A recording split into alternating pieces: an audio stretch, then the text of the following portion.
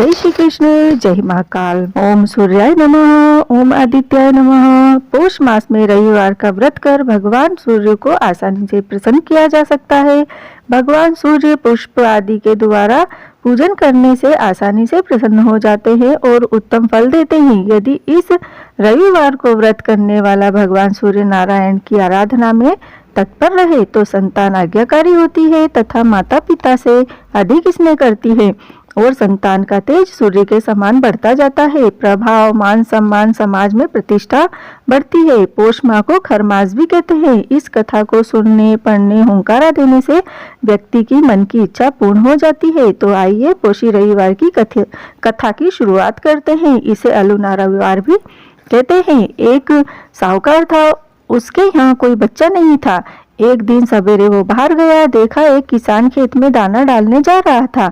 साहूकार के मिलते ही वो वापस लौट गया और बोलता गया, आज तो शगुन अच्छा नहीं हुआ।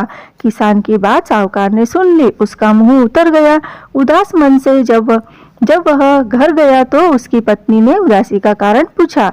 आज क्या बात है? साहूकार ने सारी बात बताई तो पत्नी बोली, आज चिड़िया आई थी तो बेबी बोली, बच्चे नहीं यहाँ तो दाना कहाँ से मिलेगा, कहकर उड़ गई।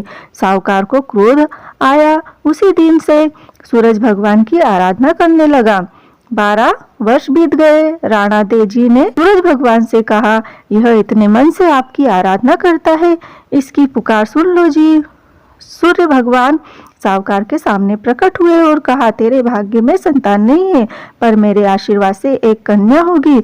9वें महीने में एक सुंदर कन्या ने उनके घर में जन्म लिया। कन्या जब हंसती तो उसके मुंह से हीरे मोती गिरते। मालिश वाली आती और हीरे मोती ले जाती। 1 माह बाद मालिश वाली का आना बंद कर दिया गया तो उसकी माँ को हीरे मोती मिलने लगे।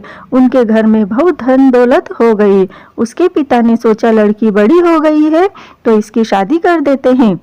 उसकी माँ ने कहा, मेरे उड़ते ही इसका मुंह देखने का नियम है, क्यों नहीं हम घर जमाए रख लेते हैं। एक गरीब लड़का ढूंढा और उसकी शादी कर दी। शादी के बाद रोज सुबह उसकी माँ उसको उठाने जाती तो लड़के को बुरा लगता, तो लड़की ने प्यार से समझा दिया कि मेरी माँ का मेरा मुंह देखने का नियम है। एक दिन जमाई ने लड़की को उठा दिया और देखा हीरे मोती उसके मुंह से गिर रहे हैं। उसने उठा लिया। लड़की की माँ आई तो समझ गई कि जमाई को पता चल गया है। उसके मन में लालच ने घर कर लिया। उसने अपने जमाई को मारने के लिए एक आदमी भेज दिया। आदमी ने जमाई को मार दिया और उसका सिर सासू को लाकर दे दिया। राणा देजी और सूरज भगवान ने सोचा, मारी दी हुई लड़की के पति को मार दिया, उसकी रक्षा करनी चाहिए। सूरज भगवान ब्राह्मण का रूप धारण करके गए और भिक्षा में जमाई का सिर ले आए। अंग जोड़कर अमृत का छींटा दे दिया और उसका पति जीवित हो गया। लड़की के पौष रविवार का व्रत करने का नियम था।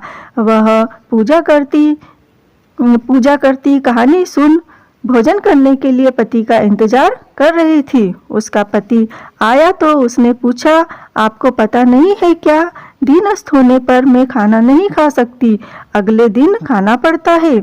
उसके पति ने उसको सारी बात बताई। बेटी बोली, अब हम यहाँ नहीं रहेंगे। सास ने बहुत पश्चाताप किया, पर बेटी अपने पति के साथ ससुराल में सुखपूर्वक रहने लगी। उसके घर में सुख समृद्धि हो गई। हे सूरज भगवान, जैसी बेटी पर कृपा करी वैसी सब पर करना।